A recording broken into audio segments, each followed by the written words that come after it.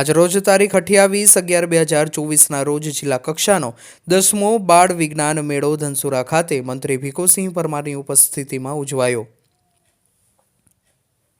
જે.એસ. Mehta high school Dhansura ખાતે જિલ્લામાંથી આવેલ 52 જેટલી અલગ અલગ વિજ્ઞાન કૃતિઓ રજૂ કરવામાં આવી અને સ્વાગત અને દીપ પ્રાગટ્ય કરી કાર્યક્રમની શરૂઆત કરવામાં આવી।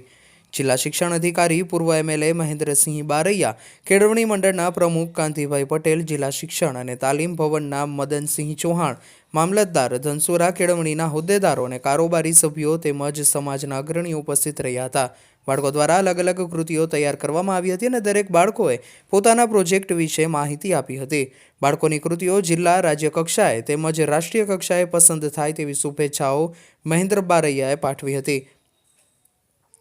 આપત્તિ વ્યવસ્થાપન, કુદરતી ખેતી, ખોરાક અને આરોગ્ય, સ્વચ્છતા, પરિવહન અને પ્રત્યાયન, ગાણિતિક નમૂનાઓ અને ગુણાત્મક ચિંતન, અલગ અલગ 5 પ્રકારની કૃતિઓનો વિજ્ઞાન મેળો યોજાયો હતો અને પ્રોગ્રામ પૂરો કરી અંતે ધનસુરાના CSC ખાતે આધુનિક લેબનું ઉદ્ઘાટન કરવામાં આવ્યું હતું અને ત્યારબાદ દરેકે વિદાય લીધી હતી। રિપોર્ટર ભરત આરકોડી, ધનસુરા। આજરોજ જે.એસ. મહેતા હાઈસ્કૂલ ખાતે 12 વિજ્ઞાન પ્રદર્શનનો કાર્યક્રમ યોજાયો, જેની અંદર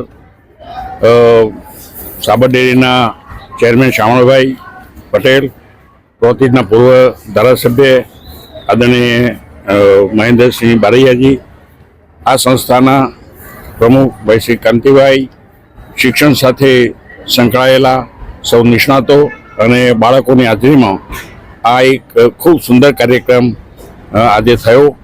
સાથે સાથે જે પ્રદર્શન પણ અમે જે નિહાળ્યું એમાં બાળકોની અંદર જે છુપાયેલી શક્તિ પડી છે એ શક્તિને બહાર લાવવાનો પ્રયત્ન શિક્ષકોએ કર્યો છે, એટલે શિક્ષકોને પણ હું અભિનંદન આપું છું અને આ બાળકો આવનારા દિવસોમાં, ભવિષ્યમાં ખૂબ આ વિષયમાં આગળ વધે અને ખૂબ નામના મેળવે એવી મેં એમને શુભેચ્છા પાઠવી। શ્રી જે.એસ. મહેતા હાઈસ્કૂલના બાળકો છીએ। અમે ધોરણ 9માં અભ્યાસ કરીએ છીએ। અમે એક પ્રોજેક્ટ લઈને આવ્યા છે, તેનું નામ છે રિવર ક્લીનર બોટ। તમે જાણો છો કે આપણા દેશની નદીઓ કેટલી દૂષિત છે। અમે આ કેટલાક ઇમેજીસ લીધા છે। જમુના નદી પહેલા કેવી આવી હતી, પછી આવી થઈ। અમે ભરતી અને શુદ્ધ કરવા એક પ્રોજેક્ટ લઈને આવ્યા છીએ, જે નદીને શુદ્ધ કરે છે। આ પ્રોજેક્ટનો મેઇન ઉપયોગ છે કે નદીમાં તરતો જે કચરો હોય, લીલ, એ બધાને અંદર લઈ લે છે। એ પહેલા સમયમાં નદીઓ ચોખ્ખી હતી, તેમાં બેક્ટેરિયા નહિવત પ્રમાણમાં હતા, પણ અત્યારે નદીઓ દૂષિત કારખાનાઓમાંથી ફરતો કચરો, એના કારણે બેક્ટેરિયાની પોષક તત્વો પૂર્ણ થાય છે અને તેનાથી તેમની